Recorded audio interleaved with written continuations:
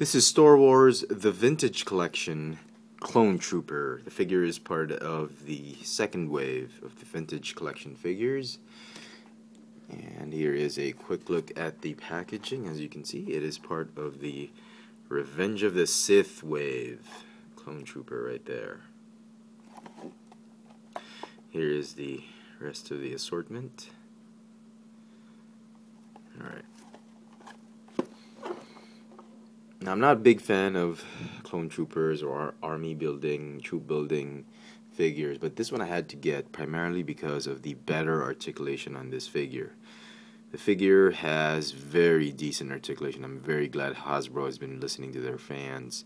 It's got a ball jointed neck, a ball jointed upper torso, ball hinge shoulders and elbows, a swivel wrist, a ball hinge hip, and this is really what sold the figure on to me.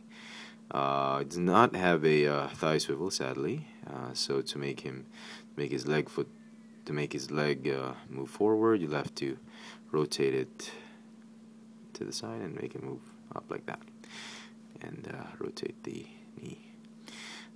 He's got a ball hinge knee and a ball hinge ankle, so very, very nice articulation on this one. It's a good update and very cool figure mold overall.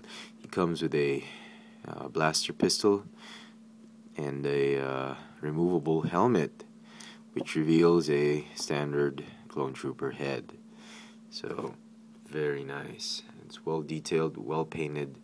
Nothing wrong about the paint apps. Quality, which is what I'm talking about. The paint apps quality on this one is fine. If ever at all there was a paint apps issue, it would be on the helmet. If you're a collector, make sure you check the color of the plastic, the condition of the color. Some discoloration can happen. It's a little bit yellowish on some figures. Also check how the silver, also check how the silver paint apps have been applied onto the helmet, as well as how the black has been applied and the gray. That's what you check for if you're a collector and you want the best figure for your money. Other than that, some white blemishes and overlaps here and there, but that's nothing too remarkable really. The whole Star Wars line has been spot on with their paint apps. So very cool figure. You want a troop build, this is a figure you want to get.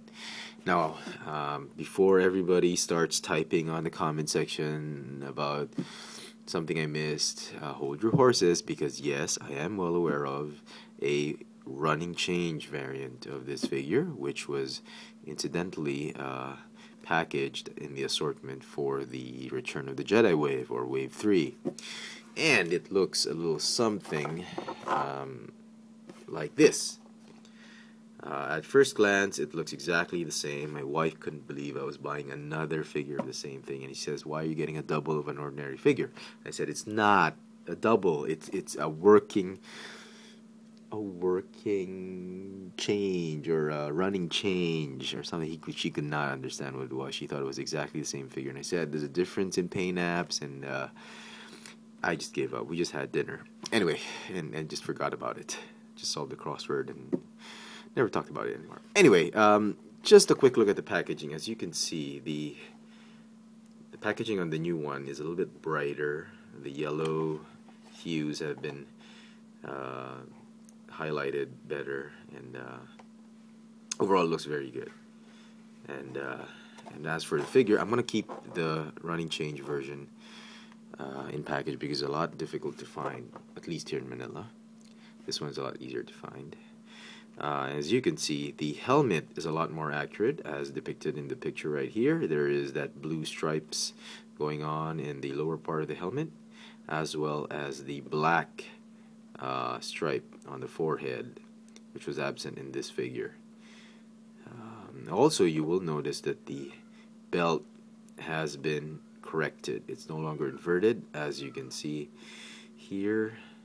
It's already the corrected orientation of the belt, and you can actually change this one if you wanted to. If you're a little bit more courageous, I was too chicken to try and remove the the upper torso. It's a little bit loose now because I've been trying to pull it out, and then you can actually remove it, and then I suppose you can try and invert it on your own, but I wouldn't want to risk damaging this figure because I really like it.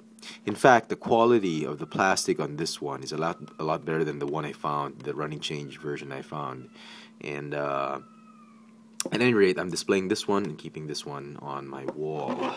So that's that. It actually retains the same card packaging, no change in the assortment, unlike the Darth Vader, Anakin Skywalker running change variant. So, with that, which one should you get? I suggest you try and look for this one since it's more accurate.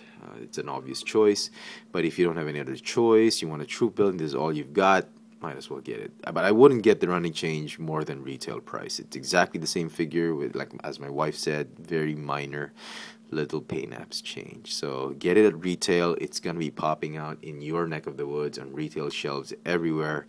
I don't think this is something that Hasbro will be trying to limit and short pack. I think it's, you know, they're duty bound to please the fans, and they must spread and distribute a lot of these things to correct the mistake they've done. But, you know, it's a Star Wars figure.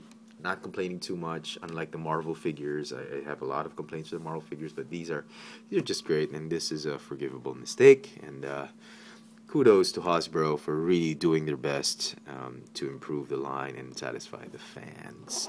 So there you go. I hope this video has been helpful and informative in some way. If you're tracking down this figure, I hope I've helped you in some way decide whether to get it or not. So this is Star Wars, the Vintage Collection from the Revenge of the Sith wave, and this one from the Return of the Jedi wave assortment, the Clone Trooper figure.